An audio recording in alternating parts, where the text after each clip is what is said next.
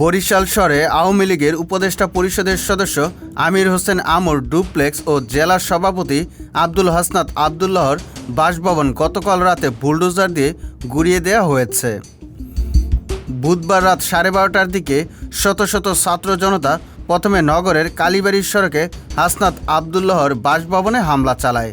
সেনাবাহিনী সেখানে উপস্থিত হয়ে প্রথমে বাধা দিলে পরে তারা ফিরে যায়। ভাঙচুরের পর ছাত্র জনতা রাত 2টার দিকে বগুড়ার সড়কে আমির হোসেন আমর ডুপ্লেক্স বাসায় গিয়ে হামলা চালায়। সকাল পর্যন্ত সেখানে বুলডোজার দিয়ে ব্যাপক ভাঙচুর করা হয়।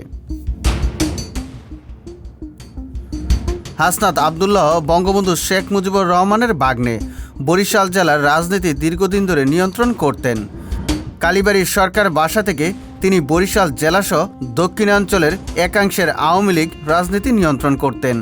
তার বড় ছেলে শেরনিয়াবাদ সাদিক আবদুল্লাহ মহানগর আওয়ামী লীগের সাধারণ সম্পাদক।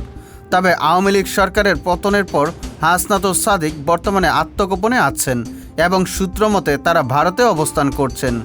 এদিকে 5ই আগস্ট ওই বাড়িতে আগুন ধরিয়ে দেওয়া হয়েছিল এবং রাতের ভাঙচুরটি এর পরপরই ঘটে। আমির হোসেন আমু, যিনি ঝালকাঠি জেলার রাজনীতি নিয়ন্ত্রণ করলেও বরিশাল শহরের এই বাড়িতে থাকতেন। কয়েক বছর আগে বগুড়া শহরে তিনি একটি ডুপ্লেক্স বাড়ি নির্মাণ করেছিলেন। 5ই আগস্টে সেখানে আগুন লাগানোর পর এবার ভাঙচুরের ঘটনাটি ঘটেছে। সুজিত মণ্ডল, সবার কথা।